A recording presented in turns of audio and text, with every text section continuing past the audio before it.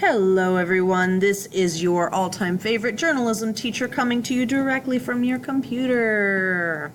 Alright, so in this particular lesson I'm going to walk you through how to go about writing a conclusion. And you can essentially sum this up in the 3 R's. Yes, 3 R's, not 3 R's, because the last one is not actually an R.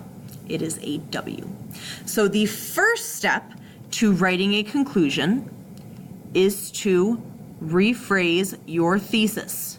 That's what you want to do first, and I'm going to walk you through that in just a moment. The second is to review what you've written, and that's everything that you've gone over previously in your paper, what I call the meat and potatoes. And the third is wrap it up. So that is the very ending, when you just draw your paper to a nice conclusion and provide that ending for your reader, okay? Now, to try to make this as easy as possible, I have put my initial thesis here so that you can see it, and then I have rephrased it below so that then you can see here's what a rephrased thesis statement would actually look like. Okay, so my initial thesis statement is right here. In the O.J. Simpson murder case, the media failed to report responsibly and instead published works that were clearly biased and lacking discretion. Okay, that was my initial thesis statement. That's what came at the beginning of my paper and showed my reader, here is my topic, this is my position, and then after that came the points that I'm going to be touching on, okay?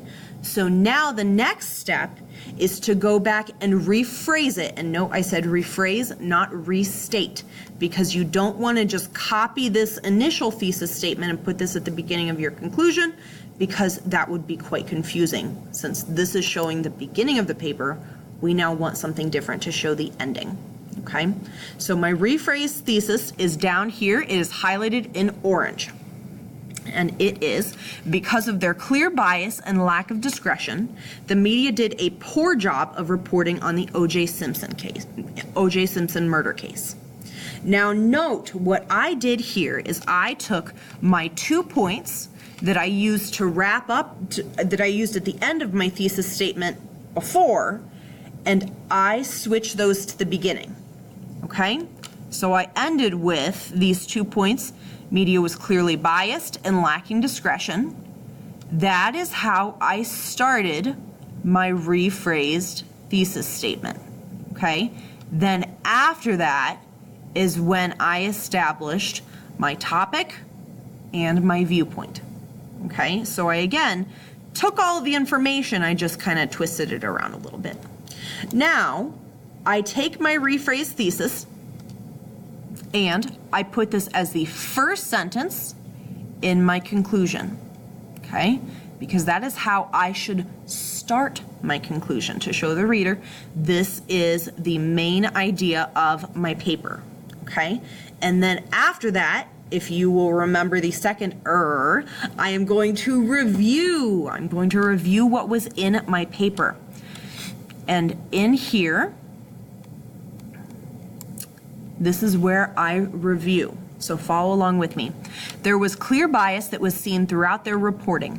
Most of this bias was indicative of Simpson's innocence, such as the consistent reference to his Hall of Fame status and position in the public eye, but some bias also hinted at his guilt, such as the speculation of his motive. Along with that, the media failed to report with adequate discretion, instead publishing article after article that appealed to the public's interests rather than the facts and evidence of the case. Okay, so in here is where I am reviewing, again, what I call the meat and potatoes of my paper. So I am taking it down and I am just simmering that down to just a few sentences. So I just give you a brief review of exactly what you've read before. Okay, that's all that I want to do. And then, if you remember the last it's wrap it up, which is what I do next. So again, follow along with me. While looking back on the trial of the century, it is clear that the public did not report this case with a clear vision of the impact that they could have over the public to whom they were reporting. Perhaps the next time a trial of this magnitude comes around, the media will play a better role and advocate for justice for the victims. One can only hope. Now, in this part, I am taking all of the information that I have discussed previously in the paper up to this point, and I am I'm essentially giving my final thoughts. I'm wrapping it all up, okay? Now, because this paper is, because it's a position paper where you're taking a topic and deciding one clear opinion on it, it is okay to have some bias or some opinion in this part of the paper, because clearly, as you can see, mine is not unbiased. I do share my very clear opinion here, all right? So if you have yours, that is completely fine. Now note, with that said, in no place in the introduction or in the conclusion did I use either first or second person point of view. So I did not use I, me, my, you, your, we, our, none of that. So be sure to eliminate that in your paper as well. If you do have a time where you want to say, man, I think you can only hope would be a great way to wrap it up, but I can't think of a way to take out the word you without completely trashing the meaning that I want to get across or the point that I want to get across. This is one way to do it. Replace the word you with one, okay? One is third person, still adheres to it, and that's what I did, because I did want to say you, and I went, man, I can't do that, so I gotta rephrase it. So that's just a little tip for you if you need it, little tic-tac of wisdom, so to speak. But anyway, hopefully this was helpful. Again, I will post this to the Google Classroom so that you're able to see it and review it. But if you have any questions, please feel free to contact me. I am always happy to help. So with that said, have a fantastic day.